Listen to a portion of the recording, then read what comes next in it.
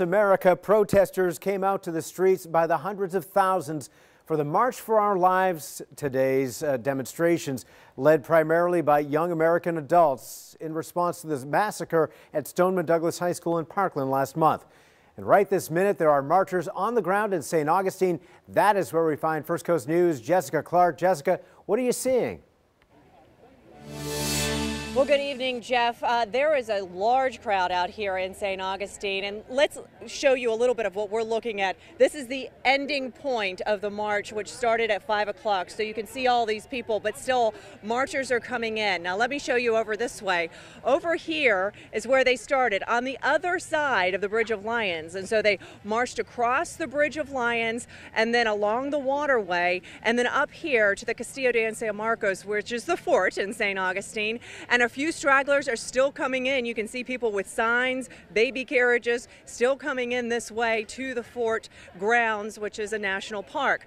And so the people who were marching, you can see, you just came in from the march, didn't you? Why are you marching today? Oh, we've got to get these guns out of the schools and get serious about getting the NRA out of our politics. Thank you very much, ma'am. And this is the repeated message that I'm hearing from many folks, grandmothers, grandfathers, new mothers. I met a teacher who came with her students from Landrum Middle School here in St. Johns County. So let's go back into the crowd a little bit here.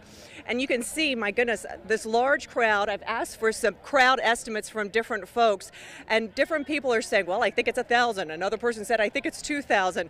But the thing is, they keep coming in. And so we don't have a crowd estimate just yet. But I can tell you it took at least an hour for the people to actually cross over the Bridge of Lions. And what you're seeing now is a crowd listening to a group of presenters. There's about 10 different people who will speak here to this crowd, many of them against the NRA, many of them wanting more gun control in schools. And so it's just a tremendous group here in St. Augustine. I've covered St. Augustine for 12 years. I've covered a lot of marches here. I have never seen this one as anything as big as this one. And so we'll continue to stay here and talk to folks about what they're asking their lawmakers, not just here at the county and the city level, but at the state level and also at the federal level. We're live in St. Augustine. Jessica Clark, First Coast News on your side. Back to you, Jeff.